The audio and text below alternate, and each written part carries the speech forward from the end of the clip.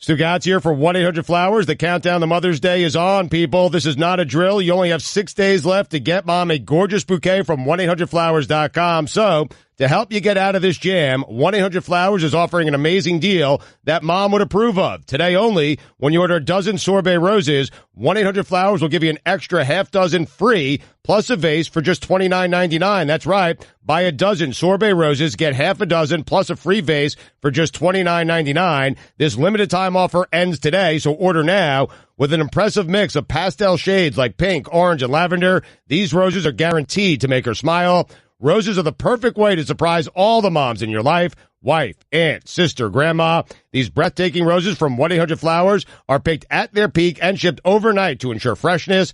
Buy a dozen sorbet roses, get half a dozen free, plus a free vase for just $29.99. It's an amazing offer, but you have to hurry because it expires today. Whether you're surprising an aunt, sister, or mother, let them know how much you care with 1-800-Flowers.com. To order a dozen sorbet roses, get half a dozen plus a free vase for just $29.99. Simple. Go to 1-800-Flowers.com. You click the radio icon. You enter code Dan. That's 1-800-Flowers.com. Code Dan. Hurry. The offer ends today. This is the best of the Dan Le Batard Show with the Stugotz podcast.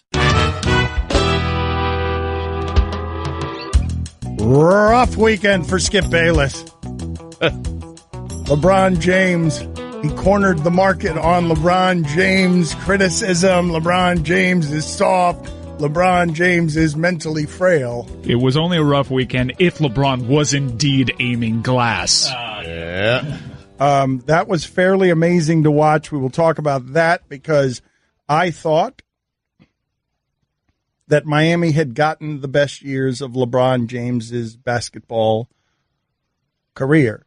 But somehow, and this is somewhere between improbable and inexplicable, somehow he rages on, never missing games, never missing minutes, never hurt in any way, and always at the end of games, the most physical, absurd force at the end of games that there exists. Yeah.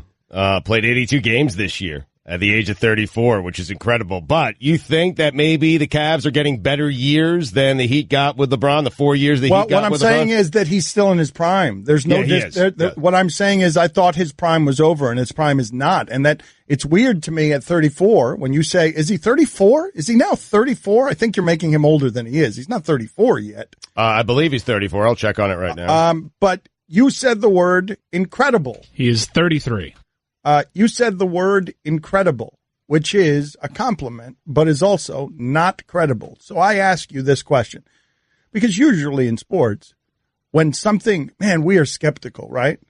We are cynical. At this point, when Lance Armstrong and Barry Bonds and baseball used steroids as medicine, at this point, if I tell you that anyone is going through the pharmacy or stem cells or Germany or, changing their blood around, you'd be like, yeah, of course. If LeBron James is spending $1.5 million in the offseason on his body, $1.5 million, Mm-hmm. and you're in the face of something that is, as you describe it, incredible. My question to you is this. Would the NBA even be interested in looking into anything around LeBron James that would invite skepticism? Would the NBA welcome that news, or would the NBA just look the other way because of how badly the league needs him? They need him badly. They'd look the other way, I think. Why would you want to do that? I mean, he's playing at such a high level. The Eastern Conference is so bad. There are two teams that everyone thinks could win the NBA championship, and then you have this team out east who has this great player, and can the great player beat the great team? Why would you do that to Let me put this in the proper context. That's your business. Let me put this in the proper context, okay? Because I feel like many of you will just hear what I'm saying and say, there's that hater, Le Batard, that crybaby, anti-LeBron. He is smearing him. No, this is not what I intend to do, so let me give you some proper context here. I think LeBron James is the single greatest basketball player I have ever seen. He does all the things Michael Jordan does, and he does them 60 pounds heavier and a couple of inches taller. I believe he is Michael Jordan, and he is made of so much muscle that there isn't a precedent in the history of the sport for him. I am one of the biggest supporters of him and his greatness because I believe he is a master artist, that he has perfected and sculpted the craft in a way no one before him has. No one, not a person to dribble a basketball has mastered the things that he has mastered.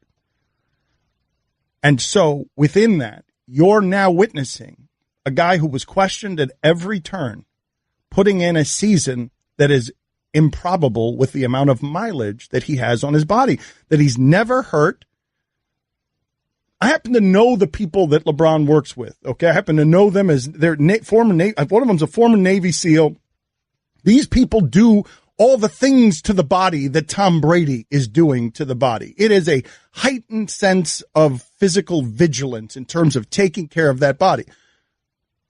I know those people to be reputable. So I don't want anyone to infer from this conversation that I'm accusing LeBron James of something. What I am saying is when you are met with something that you describe as incredible, that is impossible to understand how player X stays that kind of great that late in age, whether it's Tom Brady with a doctor who's not a doctor or anyone else in sports who's arriving at greatness. Usually this gets messed with cynicism. Yes. If Tiger Woods right now, if you heard he was doing HGH, you'd sort of be like, kind of get that. He's been in pain. He's not what he was. He's looking for a fountain of youth. You could get it at a lot of clinics if you're not a golfer or not, within the regimen of drug rules. I'd also be okay with it because Tiger's back playing golf. Okay, but what I'm asking you is this question. I'm not asking you the question of, because this is how baseball was complicit with this kind of stuff. Performance enhancers rescued baseball, turned baseball into the mutation you see today where guys are just swinging for 60 homers. And when faced with something like this from a great athlete, you remember Cal Ripken Jr., the big season All-Star game. He hits a home run in the All-Star game. People said, well, that's too good to be true. Chan-Ho Park threw that on purpose right down the middle. Yep, grooved it. Was it Chan-Ho Park? It was Chan-Ho Park, grooved it. Yep. Accused him of soiling the moment. What I'm asking you is... I did that, and I still believe that to be so, yeah. What I'm asking you specifically, though, is, as it relates to basketball, would basketball even want to know? If I told you, you could read some of the reports here on baseball trying to get to the bottom of the Miami biogenesis scandal, which was just a ridiculous, it was a Cuban cartoon. It was the height of absurdity, all of that biogenesis, speaking of doctors who are not doctors, that biogenesis would become the clown show that it was, that would help Manny Ramirez make all of that money, and Alex Rodriguez make all of that money, and Ryan Braun make all of that money. The way I believe there are reports, Roy, can you look this up for me, please, if you don't mind? I believe there are reports of Major League Baseball coming down here and conducting an investigation as if it was a legal arm.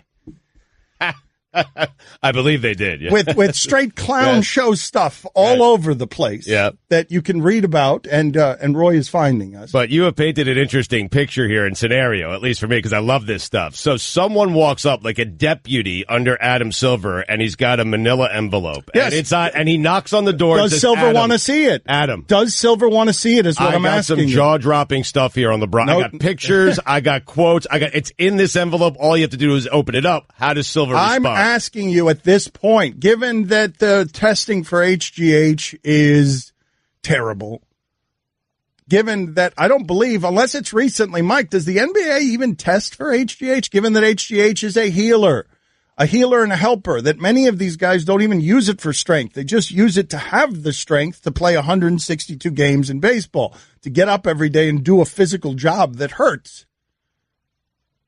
In 2015, they started rolling out HGH testing. My guess, and so what I'm asking you here, Mike, is, has one of those HGH testers gotten around to LeBron's locker? Because I just wouldn't send him over there if I ran that league. I don't want to know. At the time, LeBron, when they announced this, LeBron was quoted as saying it shouldn't be a problem. No, I mean, yeah, because he knows. What do you want him to say? Damn. No, but what I'm saying, but what he has to say that it shouldn't be a problem. And then the next thing he's doing is taking up one of those burner phones and calling Silver and being, Adam, it shouldn't be a problem, right? That's what I think he was saying, Mike. That's why I pointed it out. You want the quote to just be a gulp? No, I wanted it to just be that. Regardless if I'm doing it or not, it shouldn't be a problem. Okay, and again, I will say again, I'm posing this as, you know how in fiction sometimes they take true events, but they change the names to protect both the people and the film? I'm using a hypothetical example here to just talk about if you had someone who helped your sport that much, because you need the Raptors out of here. You need that game to end like that. You need him. You need him. You need him to get to whatever awaits in the West, because you certainly don't want the Celtics or the Raptors. Ben Simmons himself doesn't want any part of that game. Dan Batard. I mean, just an asinine thing that Disney pays us for. Just asinine. Thank you. Stugotz. It's a clerical error, man. This is arriving at an accountant's desk in Disney, and it's, wait a minute, how much is this costing us? Why? More, please. This is the Dan Batard Show with the Stugotz on ESPN Radio. All right, so here are the 3 paragraphs. I call this segment reading from the New York Times article, Baseball Pays for Clinic Documents Tied to Doping Case. Major League Baseball's investigation of an anti-aging clinic linked to performance-enhancing drugs has taken a new turn, with the commissioner's office paying a former employee of the facility for documents related to the case. At the same time, 2 people briefed on the matter said at least one player linked to the clinic has purchased documents from a former clinic employee in order to destroy them.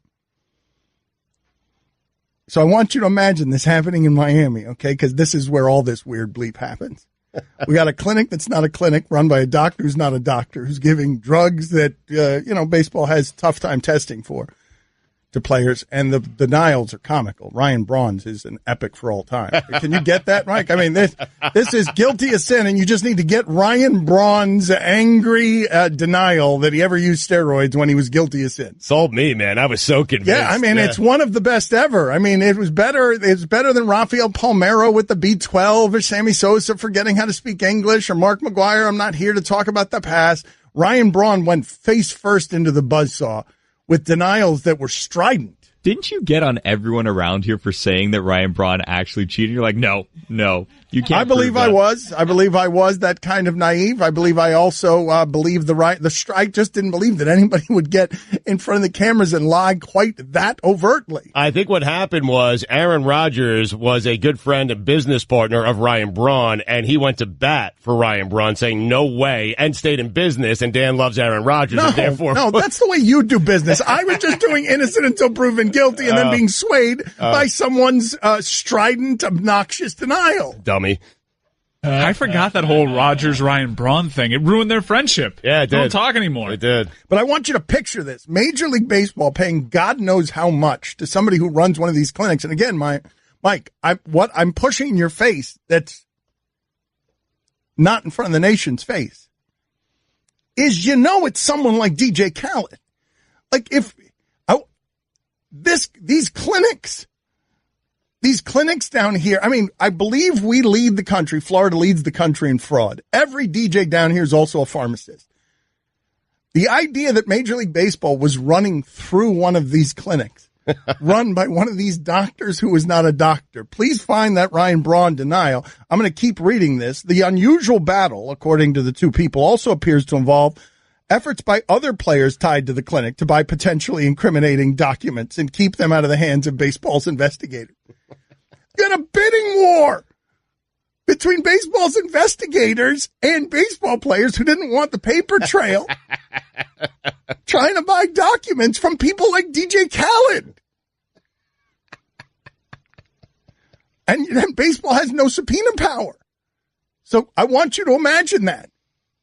Baseball with no real power, wandering around trying to solve the Miami biogenesis scandal and having to go through Live in the middle of the night to find who they got to talk to. And a lot of you are getting mad because you think I'm accusing LeBron James of something. I'm not, man. I'm not. I am a big admirer of this guy, and I am on record in every way as saying that I don't care how many advantages competitionaholics are looking for. Of course, they're going to look for all the advantages that keep predators at bay. Right. I mean, listen, I'm with you on it. Like, first off, Dan is not suggesting or not saying that he is. He's asking a question. And I'm fine with athletes using it because, like, Barry Bonds stuck around 10 years longer than he's supposed to, Dan, than he should have. Hold on. I'm not even talking about steroids. I don't want to go down this conversation of kids shouldn't be using steroids. I'm talking about the advancements, the HGH. Right. I'm talking about the idea that you can do all sorts of things to improve your performance that might be on the edge of medicine, on the edge of science, and on the edge of the rules. And Stugotz is just saying, I'm not even interested in that part of it. What I'm interested in is the next part of it. What does the NBA do if anywhere close to this investigation? Because I don't think the NBA does this, pays a Miami clinic for information. Stugotz said that Stugotz because Stugotz loves the movies and wants everything in life to be the movies. This is the picture that Stugotz painted during the break. Go ahead. You paint the picture. Guys, tell me I'm wrong. Go ahead and tell me I'm wrong. I dare you to tell me that the picture I painted for Dan during the break is wrong. This is what Stugotz said, and it made me laugh out loud. He said, let's just say hypothetically somebody comes to Adam Silver's office with a manila envelope filled with incriminating evidence about one of his giant stars that's saving the league. Boss, this is the only copy of this stuff. I hand it over to you. Stugotz said Adam Silver would say, thank you very much. I appreciate it. Close the door and immediately, Frisbee style, hurl that file into a fireplace. Yep. First off, you imagine Adam Silver to have a fireplace in his office, right? But Stugotz didn't even have him looking at it. Stugotz didn't even have him looking at the file. He just had him Frisbee tossing it into a roaring fireplace. It's the LeBron file. And yes, he tells his deputy to leave, and then he just slings it like a disc, like a Frisbee into the fireplace. And that's it. And it's the only copy, and, no one ever knows of that conversation. Why would you expose LeBron James? He's your entire league. Why would you do that if you're Adam Silver? Would you have any interest in doing that? So again, this is why I was fooled by the Ryan Braun denial, okay? Ryan Braun is as guilty as the devil, okay? As guilty as the devil himself. But you tell me if he's not persuasive here in telling you that he's not the devil. I've tried to respect this process, even though the confidentiality of the process was breached early on. I've tried to handle the entire situation with honor, with integrity, with class, with dignity, and with professionalism, because that's who I am, and that's how I've always lived my life. If I had done this intentionally or unintentionally, I'd be the first one to step up and say, I did it. By no means am I perfect, but if I've ever made any mistakes in my life, I've taken responsibility for my actions.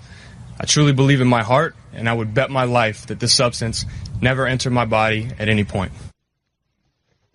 I mean, that's a persuasive. Yeah. Didn't a urine collector lose a job over that? I don't know. There was some sort of controversy with a urine collector. Yeah, he threw him under the bus, and the urine collector ended up losing his job. Now, Braun, many years later, went back and had dinner with the urine collector. What a beautiful story. I did it. 30 for 30. It was Sal, yeah. Bailo, sell high. Time for some ads. I want you to imagine Major League Baseball and Ryan Braun both trying to purchase his urine back. Capital One is making it easier for you to look up past purchases on your card. We keep telling you about Capital One at every turn. Braun tried to discredit the urine collector by saying he was anti-Semitic. Also suspended for 65 games. Despite that denial, boom, 65 games, not even 50. Get out of here. 15 more for all those lies you told at the end. But he sewed it all up with anti-Semitic. The anti-Semitic urine collector was wronged. Dino Lorenzi. Oh, we're so sorry, Dino, for bringing this whole thing back up. Dan Batard. Let me go around the shipping container filled with frightened refugees. What do you imagine Pitbull smells like? The bidding starts with facts and info. I think he smells like my dad's cologne. Guillermo, what do you imagine Pitbull smells like? A combination of sweat and like agua de violeta. Oh, nice. Stugotz. Roy, what do you got there? Drakkar Noir. Mike, what about you? What would be your guess on what Pitbull smells like? Fireball.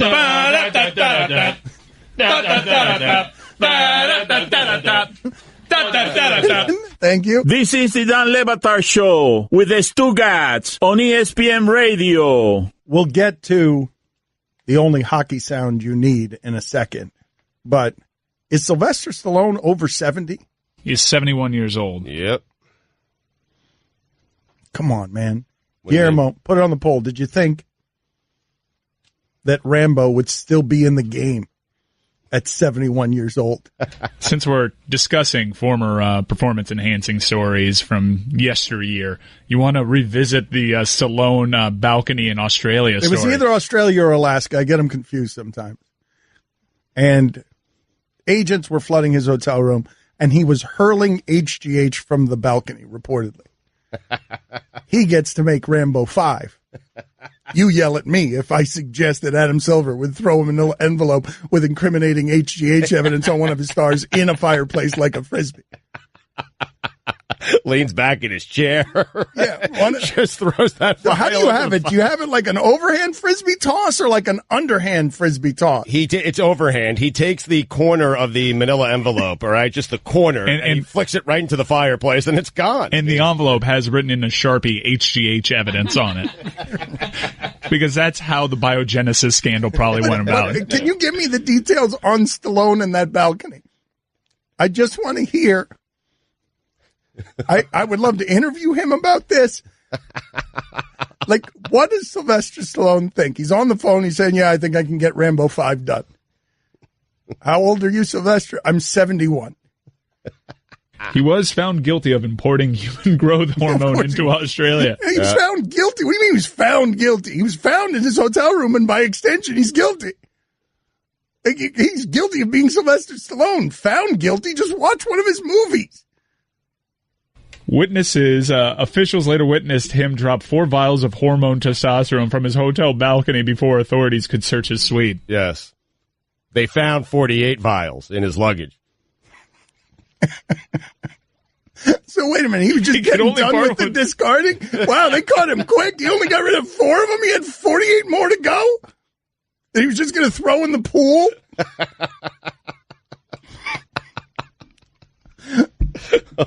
The actor wrote to authorities to apologize for his, quote, terrible mistake. Okay, I need more information on this. Also, we are trying to find that anti-Semitic urine collector. We want to talk slandered. To him. That's slandered. He's not actually anti-Semitic. He was just accused of it by Ryan Braun, who was trying to avoid a 65-game suspension in the most creative ways that he could find. Smears the urine collector. That was a shocker. It was. When he throws out the anti-Semitic card. I think anti-Semitic Cubs fan, right, was the urine collector? Yeah, Dino Lorenzi. He patched it all up with a little dinner a couple of months later. The Bronze and the Lorenzis. All right, so here's the only hockey sound you need. Apropos of nothing, the Golden Knights advance. They are America's team. They are our team. They are the most fun and surprising thing in sports. I've been told that in Las Vegas, city of sin, legal to pay for sex, that Las Vegas Golden Knight practices are happening. Really? Yeah, because Vegas has never had anything. Sure. Vegas had those great UNLV teams of Tarkanian, and Vegas has never had. Imagine what that's like for that city. I remember it happened down here with the Florida Panthers. You're filling an arena who don't know the color of a blue line. People who don't know the color of a blue line, my father's in the stands weeping, thinking the puck is made of metal. He doesn't know anything. And that's what Vegas people are doing. Like, wait a minute, the team just started and we get to win? Yeehaw. I'm leaving the brothel and going to the arena. So that's one story we should be covering more. I think yeehaw is like, you nailed it, man. That is the perfect. I don't know. Yeehaw sounds more Midwest, but whatever. Midwest. And also, I believe the brothels are further outside of Las Vegas. Yeah. Friend told me. Yeah. About a 2-hour drive, according to Mike's friend. So this is a different series, different coach, different sound, and we're not going to give you any context for this. Let this be your only hockey knowledge so far, that you're just sort of wandering over in the second round, and they've told you nothing else about what's going on in hockey, and this is the first time you listen to anything. John, it's a second straight round where Brad Marchand has licked an opponent, and I'm just wondering if you think the league should step in and do something about that. All I'm going to say is, like, there's absolutely no place in our game for that. Like, I don't get it. I don't understand it. I don't. And how would you feel if I walked over to you right now and just gave you one big lick right from the chin all the way up? Yeah. See, that's pretty sure how Callahan felt. There's just no place in the game for that. Coach, you seriously answered that question? Coach, reporter, you serious? You asked that question seriously, and the coach responded seriously? Nobody's laughing? Nobody's laughing that they're in the middle of the hockey playoffs where people are giving their lungs and spleens and teeth to the cause. Nobody has time to shave. They also, reporters also confronted the person who did the licking, Brad Marchand. Brad, the cameras caught you with your tongue out again in a guy's face. Where did that idea come from? He punched me 4 times in the face, so he just kept getting close. Nothing big.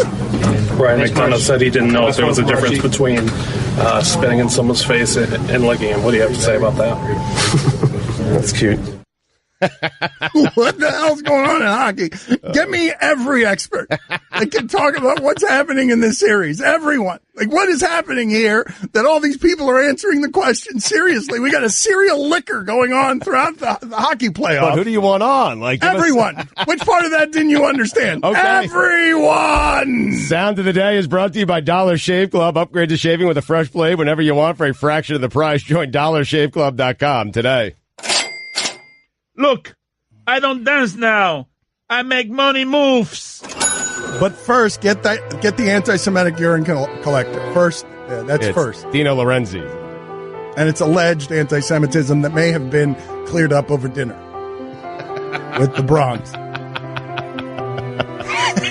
I didn't realize that existed. I did not realize that there, in all of the steroid defenses that I have heard over the years, all the denials, as a veteran savvy journalist who has heard every lie concocted, I can't believe that one got past me. The urine collectors and anti-Semite. I had not heard that one.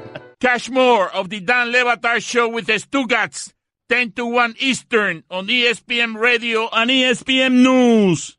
Hi, everyone. Stugotz here. Support for the Dan Le Batard Show podcast comes from our friends at Rocket Mortgage by Quicken Loans. Chances are you are confident when it comes to your work, your hobbies, and your life. Rocket Mortgage gives you the same level of confidence when it comes to buying a home or refinancing your existing home loan. Rocket Mortgage is simple, allowing you to fully understand all the details and be confident you are getting the right mortgage for you. To get started, go to rocketmortgage.com/Stugotz. That's rocketmortgage.com/Stugotz, STUGOTZ. Equal housing lender, licensed in all 50 states. NMLS consumeraccess.org number 3030. Dan Le Batard. Lucky for you, that's what I like. That's what I like. Sex by the fire at night, silk sheets and diamonds all white. Lucky for you, that's what I like. That's what I like. Lucky for you, that's what I like. That's what I like. If you say you want a good time, well, here I am, baby. Here I am, baby. Talk to me, talk to me, talk to me. Tell me what's on your mind, what's on your mind. If you want it, girl, come and get it. All this is here for you. Tell me, baby. Tell me, baby, what you're trying to do. Gold jewelry shining so bright. Strawberry champagne on ice. Oh, go bleep yourself. Stugotz. Honestly, it's offensive. I'm offended on behalf of everyone who's ever made music that's the song of the year. This is the Dan Le Batard Show with the Stugotz on ESPN Radio. Stugotz's weekend observations are in minutes. It's among the most popular things we do around here. Just a couple of minutes. But does anyone have the world by the grapefruits right now more than Donald Glover? In terms of just, if I go all in on somebody who's got enormous talent, just talent. This person is talented. where you can do Saturday Night Live as Childish Gambino, as Donald Glover, and you can write and produce your own stuff and release a music video over the weekend that felt like what Kendrick Lamar aspires to. I can't think of someone right now in entertainment who's more talented than that dude. And you know who's at the after party Saturday Night Live? Pablo Torre. What? That's right. That's his boy. That's his guy. Donald Glover is Pablo's guy. I did not have that. Wow. In the office pool. So Pablo Torre, let's call him and just ask him about the Saturday Night Live after party. Pablo's wandering around there. That's very cool. How does he know? Like, did Donald Glover go to Harvard? Is that how is Pablo running in these circles? I'm a little jealous. I got to be honest. I couldn't have told that at all from your first question. Yeah. Where you're suddenly, your only question is not about what the night was like, but how did Pablo accomplish getting close to somebody, and I haven't been able to. You're jealous he's hanging out with Donald Glover? Yeah. I'm not sure you would know Donald Glover if he just walked into that studio. No, but that's perfect. No, that's perfect. Lethal Weapon. He clearly starred opposite Mel Gibson in Lethal Weapon franchise. Who wouldn't be jealous?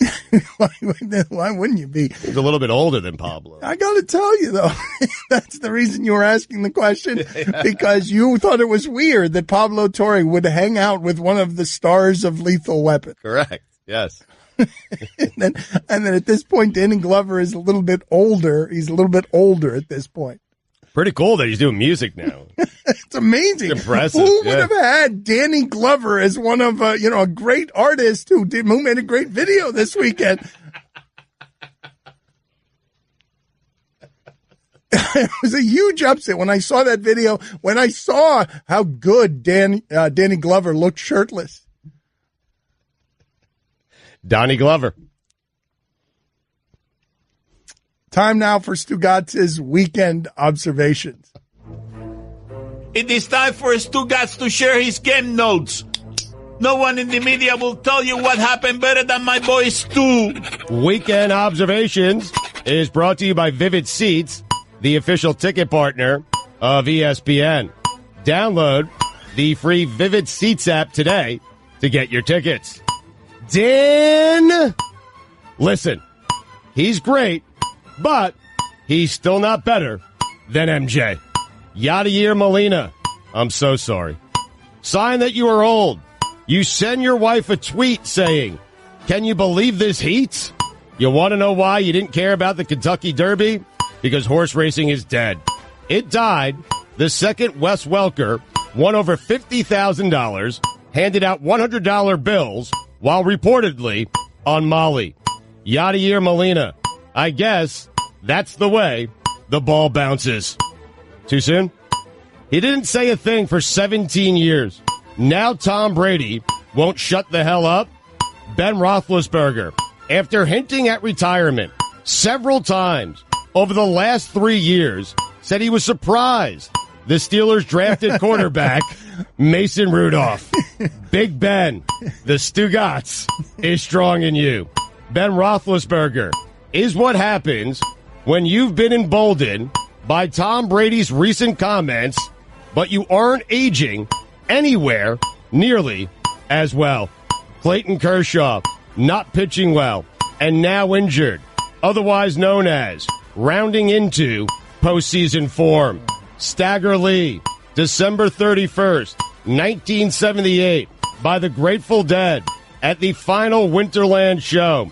Greatest version of that song ever. How is it possible that the opponents get easier for the Cavaliers as they advance in the playoffs? I mean, LeBron James is a series win away over Al Horford I know, right? from the NBA Finals. Whether or not he stays retired remains to be seen. Regardless, Jason Witten's hairline has already completed the greatest comeback in sports history. Alonzo Highsmith, gotta be honest, man. Josh Rosen is making you look silly. Todd Haley has total autonomy over the Browns offense. Baker Mayfield, Todd Haley, sideline arguments, collision course. Joel Embiid, blaming the officials for his poor performance. Joel, the Stugotz, is strong in you. After getting drubbed in Game 3, Draymond Green stayed up late, watched film, and bombarded Kevin Durant with 4 a.m. text. Draymond, the Batard, is strong in you. Rajon Rondo has had a better career than Chris Paul. Pacers forward Thaddeus Young said the sky's the limit. Thaddeus, if making the second round of the playoffs is the sky, then indeed the sky's the limit. Good to see M. Night Shyamalan take a break from making bad movies to taking a Sixers game. I guess gagging all over yourself at home in Game 3 of the Eastern Conference semifinals is part of the process. Joel Embiid, if you're going to talk, you might want to back it up with something better than 10 of 26.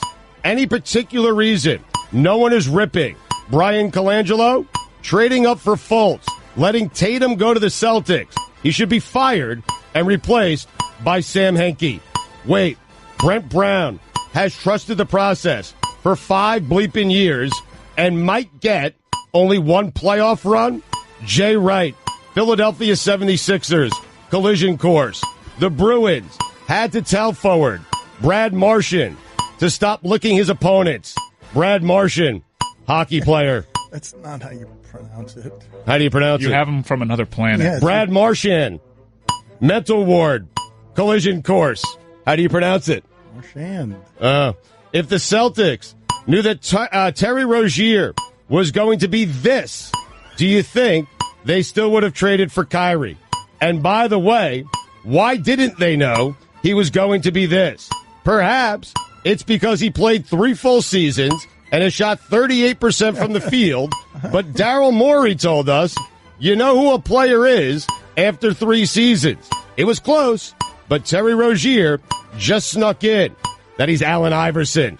Celtics should trade Kyrie Irving and never, ever, ever, ever trade Jason Tatum. Ever. Never. Doc Emmerich, it's always a pleasure, and it's always perfection. Poor Dwayne Casey. What the hell are you supposed to do? I'm still not sure if LeBron's Game 3, third quarter, was real. Paul Pierce said Brad Stevens was at the top of the NBA coaching totem pole. Paul, it's the bottom. Totempolls.com. Vegas has ruined expansion seasons for everyone else. Draymond Green has jumped the shark from cool and fun to just straight annoying. Here's the thing about these LeBron shots. They're terrible. Oh, yeah. I know. It's like, but he's bigger than everybody else, so he floats right out of bounds. But they're awful shots. I know, but he makes all of them. But he's fading away from half court, just throwing it up in the air. It's really weird. It's like he's bleeping with them. Utah Jazz, Joe Ingles can only carry you so far. You know what Donovan Mitchell hit over the weekend? The rookie wall. Man, hope this doesn't break Ben Simmons. Calling yourself the Hamptons 5. Very relatable. Skip Bayless, after LeBron James, has the same reach and respect as the crazy homeless guy who stands outside of music festivals telling everybody they're going to hell. LeBron James, do it in the finals. Jason Day, nice to have you back. Inching closer to the Western Conference Finals, otherwise known as the battle for Kevin Durant. Lamar Jackson still hasn't heard from Joe Flacco. Lamar, don't wait by the phone. Are we still waiting by phones? I guess you don't have to wait by phones anymore. In hell, the only thing you are allowed to watch is the Yadier Molina video. Art Briles is watching it right now. Dan, those are the weekend observations. It's more and more of a reach. What do you mean? You get to Art Briles. It's getting worse and worse. I don't know what I'm saying. Yippee-ki-yay! That's the thing that you can watch in hell. And Briles is there, and he's watching the video of Yadier Molina get hit in the Molinas. Don Le Batard. I feel terrible. Here's the thing with you You don't actually feel terrible. I didn't feel a thing, to be honest with you. I didn't really care. I know. You announcing I feel terrible is just your way to move on to the next terrible thing you're going to do. Stugotz. They're just words, and words mean nothing to you. They don't mean nothing. His words mean nothing. Words are just transitions to your next lie. That's so right. They're not words. They are bridges to lies. This is the Dan Le Batard Show with the Stugotz on ESPN Radio. This Roethlisberger sound is funny. Yeah. Who were you calling a jerk during the break? 76ers fans? Who else? Well, I mean, jerk is probably a little bit too strong, but just the fact that, Sixer fans and, I heard Stephen A. Smith, who predicted the Sixers would make it to the Eastern Conference Finals, maybe even the NBA Finals. And now because that doesn't appear likely to happen, he wants or is suggesting that Brent Brown should be fired. I mean, nothing about Ben Simmons. Nothing on how completely lazy Joel Embiid is on defense occasionally. Nothing about those two guys, okay? And a bunch of bad turnovers by J.J. Redick. It's all Brent Brown's fault. Are you kidding me? Brent Brown, who has trusted this process for 5 or 6 years now, and now everyone, after one playoff run, wants him fired. And I'm telling you, the city of Philadelphia should be ashamed of themselves. He deserves better than that. He is stuck by that team. He has done a great job. They're finally getting good. He deserves at least another year or two. At least. At the very least. That's what he deserves. Simmons melted down in a way that reminded you that he is 19, or is he 20? Whatever he is, that's what people were saying would get Philadelphia knocked off. The idea that you, in that league, in a man's league, you don't win without doing some losing. You don't win in the playoffs without doing some losing in the playoffs. He's 21. Oh, yeah. Wow. Okay, so that's a fine. It is not a fine. He was drafted at 19. Shouldn't he be a sophomore in college? I guess he should be a junior in college. He should be a junior, yeah. A junior in college. Yep.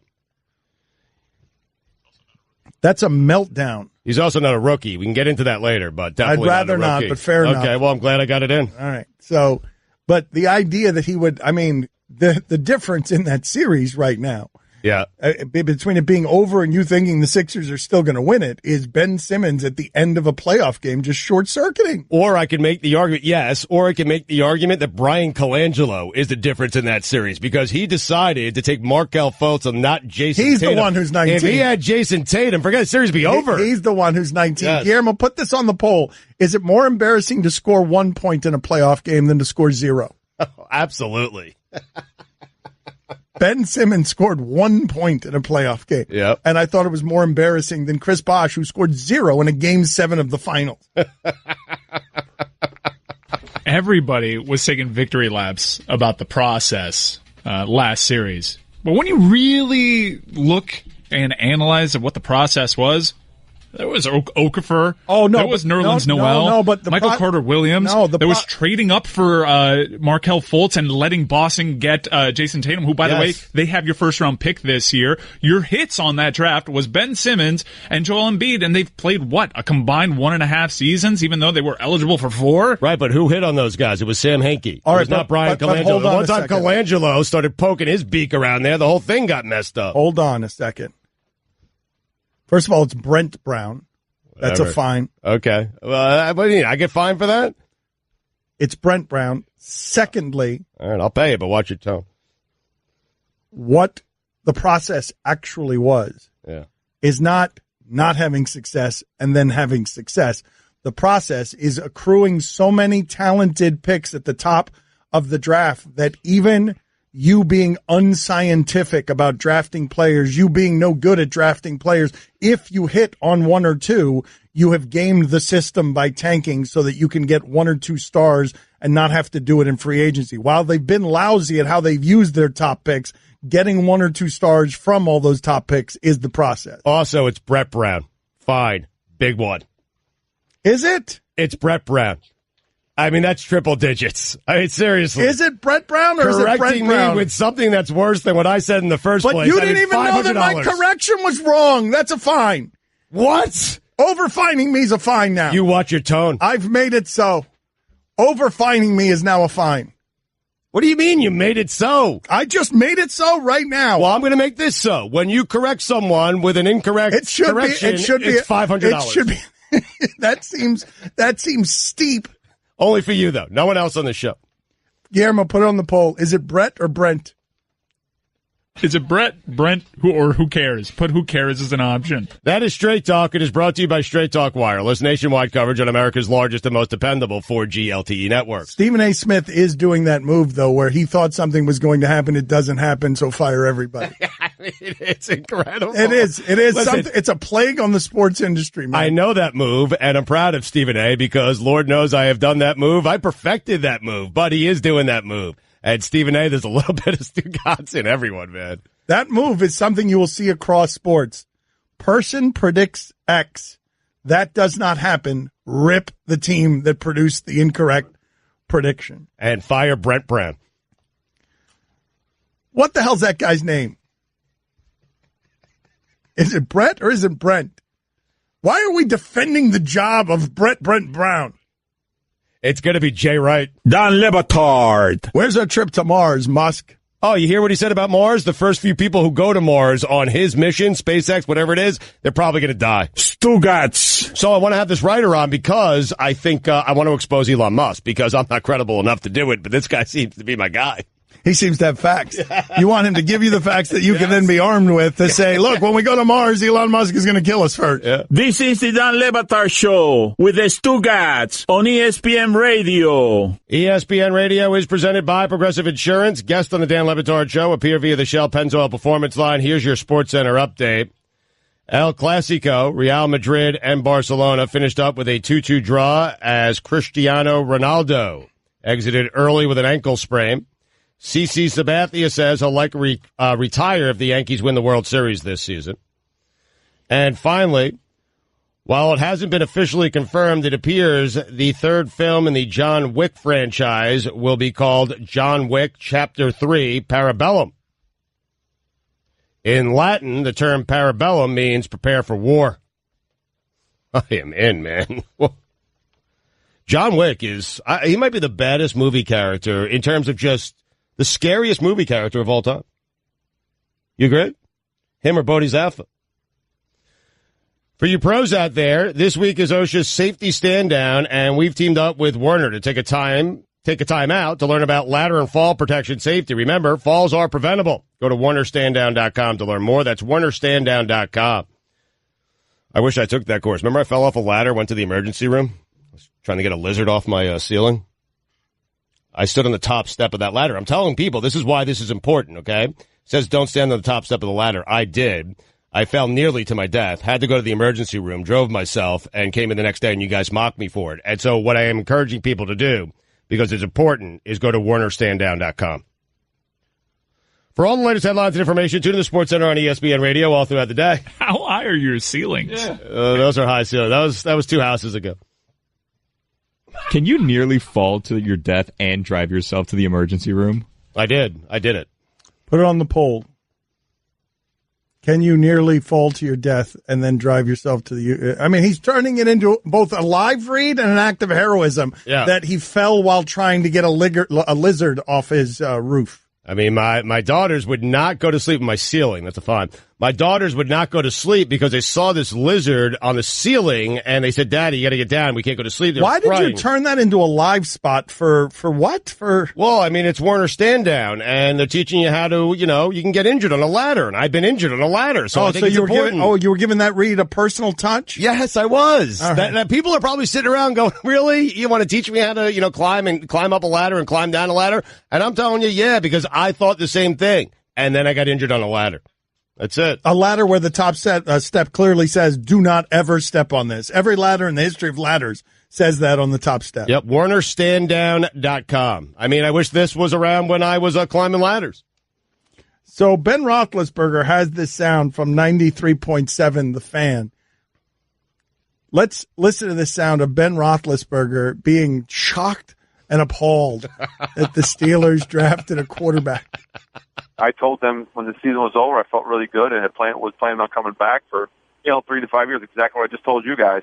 So I was surprised when they took a quarterback because I thought that maybe in the third round, you can get some really good football players that can help this team now. And nothing against Mason. I think he's a great football player. I don't know him personally, but I'm sure he's a great kid. I just don't know how, backing up or being the third, who knows where he's going to fall in the depth chart, but helps us win now. But that's not my decision to make. That's on the coaches and the GM and owner and those kind of things. So if they feel like he can help our team, so be it. But I was a little surprised.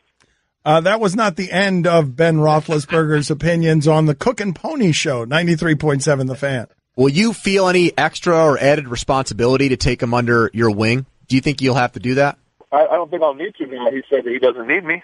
So if he asks me a question, I might have to just point to the playbook, Have you talked to him yet, Ben? I have not talked to him yet. I don't think they're in town yet. I think the biggest thing is I need to get myself prepared to play, right? I mean, that's first priority. In the past, I've helped Ranger and stuff. I helped Josh if they have questions. But that's first priority is getting myself ready to play because as far as I know, I'm still the starter. So I need to get myself ready to go, ready to play, to win a championship. You listen back to that, like he was expecting from Cook and Pony. He was expecting big laughs after just point to the playbook because he was laughing at his own joke and he thought those guys were going to laugh along with him. I don't think I've ever heard Ben Roethlisberger laugh before. I think that's the first time I've ever heard the Ben Roethlisberger laugh, and of course it would be at his own joke. Cook and Pony weren't laughing. No, they were not. They were just listening, gathering up the sound so they could feed it to us at ESPN and we can make content out of it. Back in 2005, Ben Roethlisberger on Tommy Maddox said, quote, "I owe so much of my success to his help." Oh, I don't blame Ben Roethlisberger for not wanting to train his replacement. I just find it funny that he lacked so much self-awareness that he would talk about retirement publicly for 3 years and then get surprised when the Steelers finally say, "Hey, you're getting kind of old and you've been talking about retiring." And that whole thing about every time you scramble out of the pocket, it looks like a skyscraper's trying to run. It's only your back legs that are moving. And you say that you want to play 3 to 5 years like Tom Brady, but he doesn't think that the only thing he needs to change about his diet is to simply add a muscle milk to the beer. Like that, how do you imagine Ben Roethlisberger diets in the offseason as he heads toward retirement? Diets? Like, I'm going to have I'm only going to have beers in the garage 5 days a week. He said, "I need to help get myself ready for the regular season." Right. What does that mean? I need extra Hopping on mentoring. the elliptical for 10 minutes? I'm going to mentor myself for 10 minutes on the elliptical while sipping a Slurpee. I'm adding a chicken Caesar. That has rum in it. Guillermo, put it on the poll. Does Ben Roethlisberger run on the treadmill with one of those Wet Willy drinks or Fat Tuesday drinks? You have rum, just to be clear, in the Slurpee, not the Caesar. I have rum everywhere. I'm just asking you, how does Ben Roethlisberger diet is what I'm asking you. I'm asking you a question. Not well. He doesn't. Ben Roethlisberger thinks he's going to age like Tom Brady without doing any of the meticulous things Tom Brady is doing to help him age. No, I will not biggie size it this time. I love though that it's just so great, right? Because he of course is great. But the idea that he would look up and be like, "Why'd the Steelers draft a young quarterback?" When I've been the last 2 off seasons, I've been bothering everyone in our city talking about, I don't know how much longer I want to do this. I don't blame him for 1 second for not wanting to train his replacement in a competitive field. That part, I don't blame him on. I mean, he shouldn't be willing to help the guy out. I mean, he had help along the way. He's quoted as saying so. No, but when it's this specific, it's rarely this specific. Right. Where somebody that you're helping can this specifically take your job. We'll stop talking about retirement. And they don't take Mason Rudolph. But you keep talking about it, so they took Mason Rudolph. And then suddenly you went from I'm going to play maybe another year to 2 years to 3 to 5 years. Like, stop talking about it. And they don't take Mason Rudolph. But now that they have Mason Rudolph, Dan, you got to help out Mason Rudolph. You can't do that. No, you don't have to help him out. Oh, you should. I mean, come on. Ben can start there for as long as Ben wants to start there. He can. Not necessarily. He was shading Rudolph for saying, well, I'll get myself ready then. But he was saying that in response to Ben Roethlisberger not initially caring for the draft pick whatsoever. And he's just holding that against Mason Rudolph. I just find this juxtaposition funny because while I blame no quarterback, Favre didn't want to train Aaron Rodgers. I don't blame, and nobody in our audience listening would this overtly, man, this isn't altruism. This isn't a .org. It's not Pittsburgh Steelers .org. Somebody's coming for his job. If Mason Rudolph is too good and cheaper, I don't blame Ben Roethlisberger for being that kind of selfish. What he can't be is selfish within that huddle when they're playing. He damn well can be selfish before they ever get to that huddle. But I always imagine, Chris Chandler going to the sideline with a young Michael Vick wearing a ball cap and going through, all right, here's what you have to do. And then here you take the reins. But Ben Roethlisberger, see that, in that instance, Chris Chandler's a career journeyman. He's not a champion. He's not the guy who thinks he's the reason for their winning. He got to one Super Bowl, and then he helps the obvious number one pick, who's a young player and separates him by 15 years. I guess Tommy Maddox at the time was a journeyman quarterback. So that's the guy. It's so much easier for journeymen to do it. You don't think Peyton was helping out Andrew Luck? I don't. No. That's why they got rid of him. They got rid of him. There wasn't space for them. And by the way, Peyton, notoriously, if you talk to people in the know, he wasn't that. Why do you think they always had terrible backups in Indianapolis? I just love that Stugotz has Peyton Manning mentoring Andrew Luck while he's still at Stanford. I love Peyton Manning, taking games off to go mentor Andrew Luck during his last season at Stanford. That's the thing you're supposed to do in sports. I always imagine it was pass it down from one quarterback to the next. I don't know. I thought that's the way it was. Roethlisberger continues to be rough, especially on the road. He has some really bad starts. And the way his whole approach to this season, as opposed to the last two, kind of screams insecurity to me. Oh, but when man, I think you guys are underestimating. This right now is Ben Roethlisberger, even though his body hurts and he, has articulated for a while that pain is making him think about quitting. The aging process for Ben Roethlisberger is such, and his greatness is such, that look at Tom Brady sitting out here publicly saying he's taken the fifth on whether he feels appreciated or not.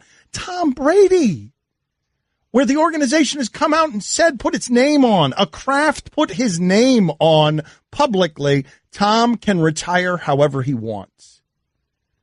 And he still feels unappreciated. How do you feel, Ben? I get this stuff, man. I understand why you guys see insecurity there, but I also get why it is that you get greedy about having your stuff and you don't want to share it. And that flies in the face of the team concept. But Antonio Brown and Ben Roethlisberger are always fighting because Antonio Brown wants the ball. And that always is something that goes against the selflessness of the team concept, where Roethlisberger will go days without speaking to Antonio Brown because Antonio Brown has gotten so annoyed during a game that he's not the one getting the catches. A number 5 with a Diet Coke.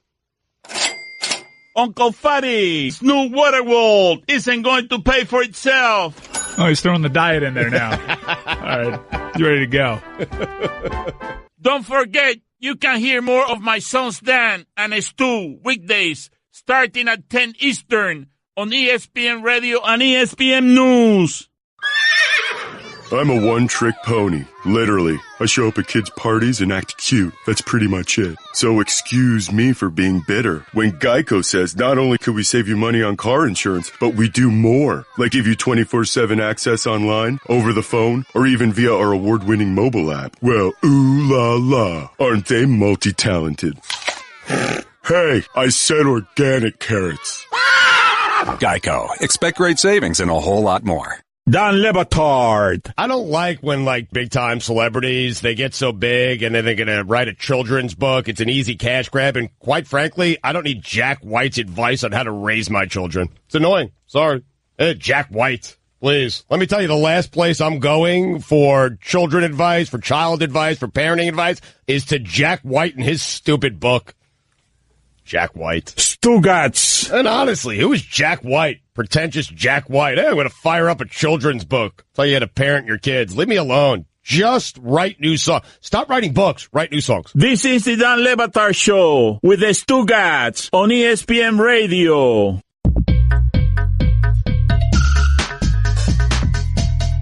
We are going to do funniest thing from the sports weekend here in just a couple of seconds.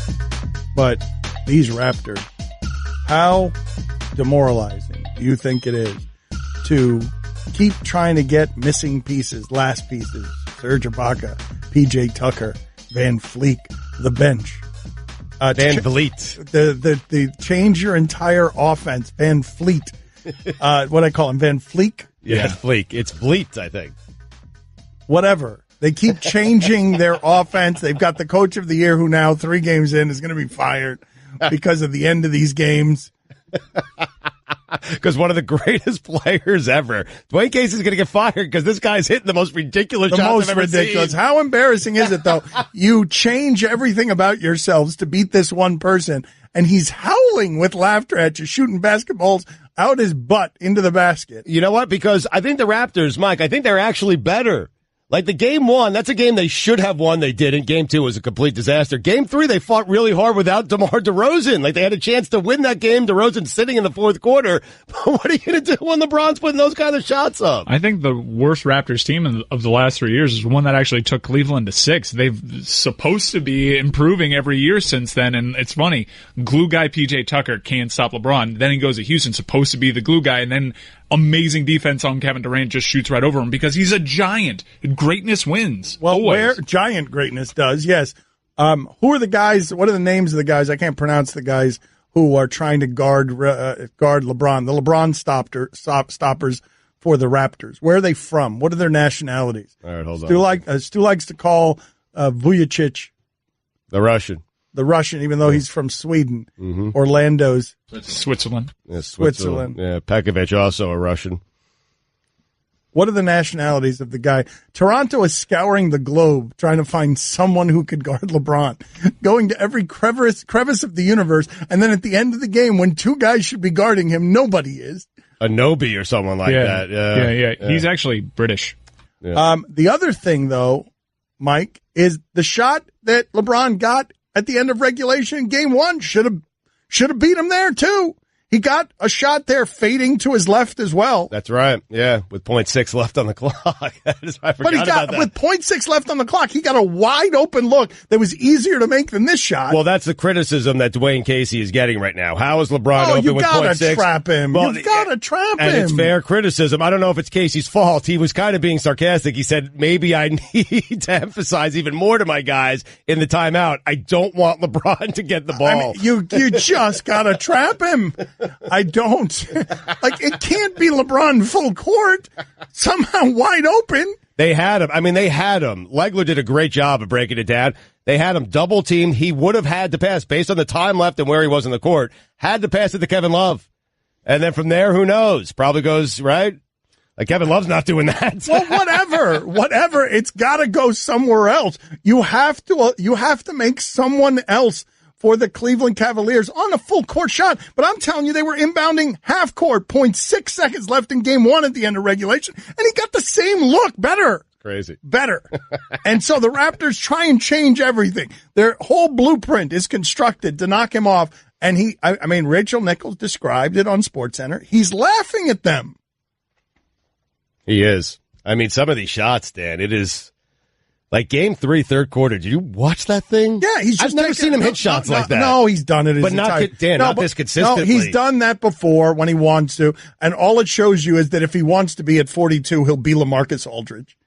Like if he feels like it. If at 42, he doesn't feel like ever going toward the rim again, he will just be LaMarcus Aldridge shooting fadeaway junk over everybody. But to Sue's point, LeBron's always cared about efficiency. He's a supercomputer. Those are bad shots. They are bad shots, but he's never taken them with this sort of regularity. No, that's true. But it's so much fun. It looks like so much fun for everybody involved except the Raptors. Speaking of laughing, it looks like he should be saying "wee" yes, when he throws them up in the air. He's having a great deal of fun. What are we putting on the poll?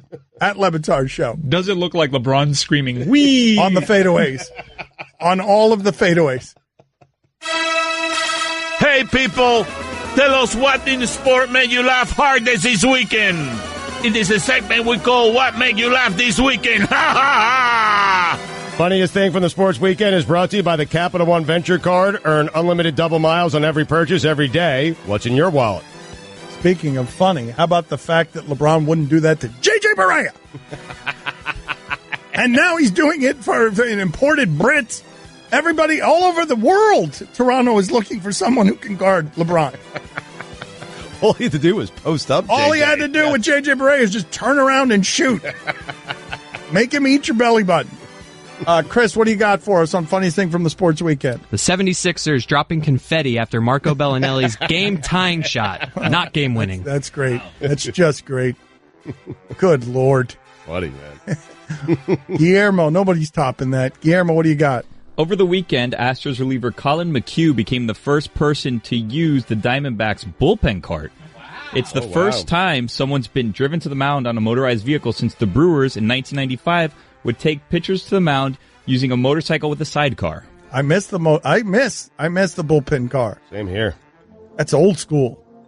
Roy, what do you got? A Nationals groundskeeper got caught under the tarp during a rain delay. Oh, that's scary. Always funny and scary. It can be funny and scary. If he'd gotten hurt in any way, though, SportsCenter would have had a lot of outside the line stories about, be careful with the tarps. The tarps, nobody's been policing the tarps. Who's in charge of the tarps? But thankfully, that's not what happened. So we could just laugh at it. Mike, what do you got? I'm going to keep it with the Raptors. After going down 0-2, dropping the first two games at home, DeMar DeRozan said, "We thrive when we face adversity." Guillermo, put it on the poll, please. Does DeRozan know what the word adversity means? I'm serious. Or thrive. Stugotz, what do you have? Matt Harvey. And the Mets. Could have traded him 3 years ago for literally any single guy they wanted in anyone's minor league system, and now they'll get nothing for Matt Harvey. He's done. Fake case. I'm going to go with just Drake's face after LeBron hit the shot. I saw just on Twitter right now, he's beefing with LeBron's son, who's talking trash, saying your season. Yeah, he's saying your season ends tonight. That's what Bronny is saying to Drake. Drake's already said, no, my season starts in June. That's when his album drops. So he's already left the Raptors. That's not his team anymore. He's cleaned out his office, the office he has at the center. Doesn't he usually move on to the Cavs after the Raptors are done? Isn't that his thing? He does. He'll be courtside. That's what he meant by his season starts in June. Let's see who's in the finals. Did you guys see Anthony Davis's response when one of the reporters asked him about Draymond's rebounding? Anthony Davis could not have been more dismissive of the question. All he said is, he's the biggest big they've got out there. Somebody's got to grab the ball when we miss. Does Drake have to go to compliance meetings? Oh, man. You think does Drake have to do the sexual harassment course? He doesn't get trained on all these things. That's a great question. Does he go to the holiday party? Does Drake have to, these are great questions. Is he a company employee who has to go to the seminars about how you treat people in the workplace? PTO, Reason World Tour. Wait a minute. LeBron's kid is taunting Drake on Twitter. Yeah, I saw a blurb on Twitter. Bronny James, your season ends tonight. So LeBron does. This is how LeBron's entire family is laughing at a country of basketball. Like the entire family. Is his wife going to hammer somebody next? I think they're just laughing at Drake. Yippee-ki-yay, mother... Oh, yeah, he's really going after him, Mike. LeBron's kid is going after Drake? Just mocking him. How old is he? Isn't he like 6th grade? 7th grade? I mean, wouldn't you do that if that was your dad? How old is Bron? Oh, he's gotten scholarships already. LeBron's kid has gotten scholarships already. We've been telling you to get flowers for Mother's Day. It's a necessity. But what goes best with flowers? Greeting cards. That's where Hallmark excels. This is the right time as well for this and your mother's Hallmark. Bronny is 13, though. Oh, my God. So what grade does that put him in? 8th or freshman? 8th. Yeah, there's an older one, right? There's Bryce, right? Yeah. What's he doing to Drake? Anything? We don't know yet? Don Batard. LaMarcus Aldridge.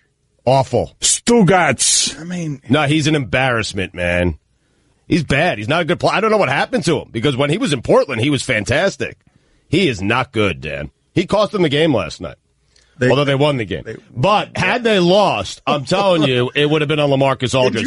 And the only reason it's not is because they won the game. And I'm still going to crush them even though they won. This is the Dan Le Batard Show with the Stugotz on ESPN Radio. Did you see that Scott Frost, the UCF coach, who helped coach UCF to an undefeated season?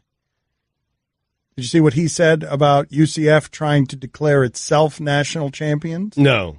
He doesn't like it. Oh. He just wishes they would call themselves undefeated and Peach Bowl champions. And they wish he would have stayed there to be their head coach. He didn't. He left in Nebraska. So shut up. Wow. Hey, you're not the coach there anymore. It's not your problem. UCF can do whatever they want. Okay, but they asked... You wanted to have a say at the school, then, you should have stayed at the school. You didn't. You went to Nebraska. Good luck with that. With bonuses. $200,000. Good luck with what? The Giant program that's much better and an obvious promotion than the job he had? Yep, that hasn't been good in, I don't know. I mean, it hasn't been, but that's exactly the place you want to go. You know what? You want to go to the place that hasn't been good in a decade and a half that you could rebuild because that's what Nick Saban did. He just left a national champion. That's what Nick Saban did. Nick Saban stepped down. I mean, you know who else wasn't very good? UCF 2 years ago, winless. 0-12 when Scott Frost took them over. Yeah. And, strange to leave right after you win a national championship. I'll tell you what's strange. First of all, what happened? Arriving here to gratuitously rip Scott Frost. Yeah. And just let me explain to you who has made a career out of words mispronounced, misspelled, misspoken. You are telling a guy to shut up because he's been asked a question. You don't want to hear his opinion, so you're telling him to shut up. He's been asked his opinion on his former school and what he says. And I'm with you. I'm with you right up until you turn around. What I don't understand is why you have to immediately go to shredding, ripping like your Stugotz scissor hands. Right. Like you can't go from this is something that Scott Frost said to merely dissecting the comments in a funny way. You have to go to criticizing Scott Frost's entire character for leaving a program and then denying him the freedom of an opinion. We're in the opinion business, man, not in the dissecting business, all right? That's not what we do. But he gave you his opinion. But I disagree with it, and I think he sounds stupid, and he's covering his tracks because he knows he left a good job, a team, a college, a program that won a national championship for a team that hasn't been relevant in a decade and a half. I mean, Frost. Do me a favor. If you want to comment on UCF, then stay at UCF, okay? I don't need to hear about it once you've left UCF and you're in Nebraska. And again, as I mentioned earlier, good luck with that. Jeez. He's absolutely right. Dreadful. Thank you. His name should be Scott Fraud. This guy left his team early. He went to Nebraska. He didn't think this team was going to go undefeated. Didn't think they were going to win a national championship. Now he looks like a bozo. Everybody's laughing at him for this decision because he left the best team in the country to go to Nebraska because he thinks that's going to be a high profile. Not going to happen. He left the national championship. Now he's saying that they're not national champions, so people don't tell him he's a dummy like he is. Shut up. Yep. Hey, here's the thing. Had he stayed at UCF, I'm certain he would have fully embraced this whole national championship thing, but he didn't. He left. He went to Nebraska. Therefore, they haven't won a national championship. Shut up. Scott Fraud. I do love the fact that he wants them to, instead of declaring themselves national champions of a bogus system, Peach Bowl champs is what he wants them to refer to themselves as. Yes, undefeated and the Peach Bowl champion. Shut up. I understand why Scott Frost would protect the system, though, that gets him $200,000 in bonuses and allows him to leave for a promotion without penalty while telling his former school what it can't call itself. Because he's Scott Fraud. I mean, honestly, Guillermo, put it on the poll. Is Peach Bowl champions a compliment? I'm dead serious. The Chick-fil-A Peach Bowl? I'm dead serious about this. Scott Frost does not want them having fun or a parade or a celebration for their undefeated season. He's putting the ceiling at Peach Bowl champions. That's all he's allowing them. And I don't think that's a compliment. It is not a compliment. How is that? It's the Peach Bowl. I don't know. I didn't even think it was a New Year's Day bowl when we were growing up. Look, even as a peach in the fruit community, the peach isn't respected. Put that on the poll, Guillermo. Is the peach respected in the fruit community? The most respected fruit is the apple, right? Has to be. Right? The banana? Oh, I think it's apples, then oranges. Let's do some fruit rankings. What do we have? Who are the top 5 in the fruit? And peach isn't even others receiving votes, is it? Are you naming 20 peaches are you naming 20 fruits before you get to peaches? Peach doesn't even come out on the list of best fruits when I Google it. Strawberry, apple, banana, blueberry, grape, blackberry, watermelon, pineapple, cherry, orange, That's a strong top 10. Cantaloupe, avocado, pomegranate. I mean, I don't see peach anywhere on here. Blueberries. You said avocado? Yeah, avocado's on this list. Avocado's a fruit? Well, it's on this I knew list. tomato was Papaya, a fruit. Avocado's a grapefruit, fruit? Yeah. Common fig, lemon. So you'd rather win the avocado bowl than the peach bowl? Avocado bowl sounds amazing. Tomato, apricot, plum, mango, pitaya. Costs extra at Chipotle. Oh, here it is. Peach found it. Coming up next, Guillermo's top 20 fruits. Dan Le Batard. I don't know anything. Stugotz. I don't remember what I was going to talk about, so in those instances, what I have is a default that just makes fun of Stugotz. You're welcome. This is the Dan Le Batard Show with the Stugotz on ESPN Radio. All right, there is what can only be described as a war happening right now on Twitter. And right now on the internet.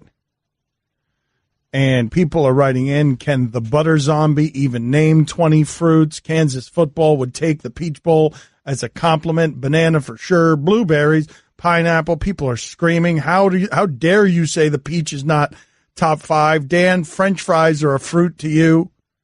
Mango, highly underrated. The plum, a sleeper fruit. Somebody is calling the peach a cornerstone fruit. Have you ever eaten peach cobbler, fatty? Bananas are only respected because they're big. Small bananas are laughed at behind their back. I have the definitive list here of fruits. It's actually called the definitive list of fruits here.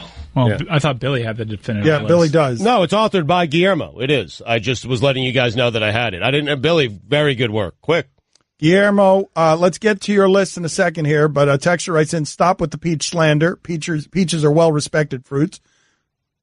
Another texter writes in, the peach is the Mike Trout of the fruits, completely overlooked because peaches are seasonal and subtle the way baseball is slow, unpopular, and boring. Time now for Guillermo's top 20 fruits.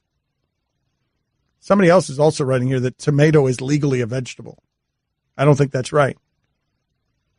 I do think we had an in finally about how a court had to rule on this. So legally it's a vegetable? So it was. So, yeah. So this person is saying that the court ruled on this and legally the tomato is a vegetable. It is, yeah.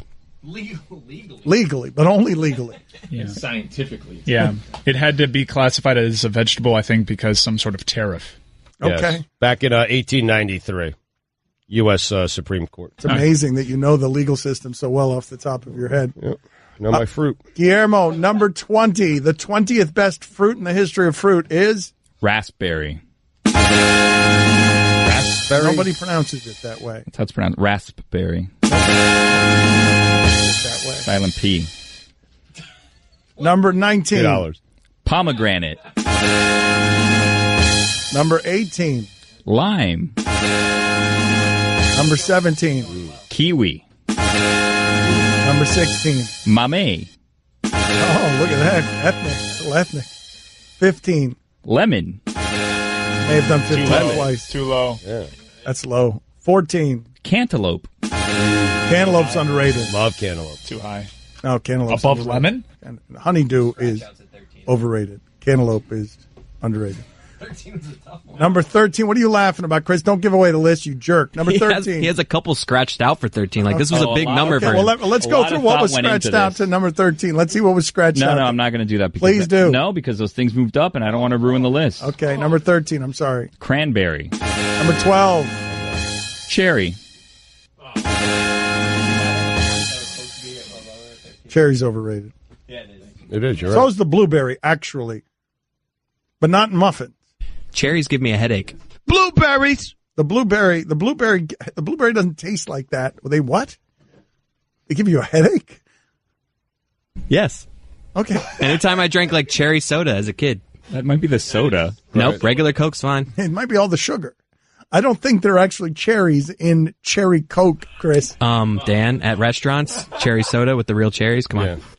Does he look like he stopped eating sugar? I mean, Number 10, Guillermo. Oh, we skipped 11. Grapefruit. I'm sorry. Oh, I don't like grapefruit. That needs to be out of there. Ooh, best LaCroix flavor, though. Grapefruit needs to get out of the top 20. Number 10. Blueberry. Blueberries. Number 9. Starfruit. What? That's an upset. That's an upset. Nobody had starfruit in their top 10. Nobody. Guillermo. One that's person crazy. did. It's wacky Billy trying to make a radical list. You're the Skip Bayless of fruit lists. Number 8. Grape. Makes wine. Hey, what are you talking about? Grape makes wine. It's got to be higher than that. Nope. 8. great list. Number 7. Orange. How do you put orange ahead of grape? Unbelievable. Unbelievable. This list is also ethnically biased. Number 6. Pineapple. Number 5. Strawberry. 4. Aguacate. Aqua? Is anyone else surprised to learn that aguacate is a fruit?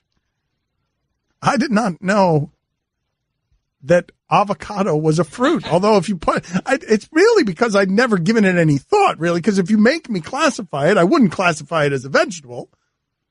But I just don't think. Am I the weirdo here? Is not thinking of avocado as a fruit? Because Roy was ripping me during the break. He's like, I learned that in grade school. Number 3. Apple. Certainly a top 3 fruit. There was no question. Low, though. Yeah. I thought most people, that's consensus Alabama powerhouse. Number 2. Banana. What's missing? Stugotz, what's missing? There has to be a. Has he said banana yet? That was number 2 a second Yeah, he just said ago. banana. He just said it? I have a feeling I know what's missing. I don't want to give it up, though. I think I know. I know Billy pretty well, so I have a feeling. I think I know. And the number 1 fruit, according to Guillermo, is Fruta bomba. I nailed it. We all had it. $2 therapy couch. Wow, you're hitting him with a double whammy. $2 and he has to go to the couch.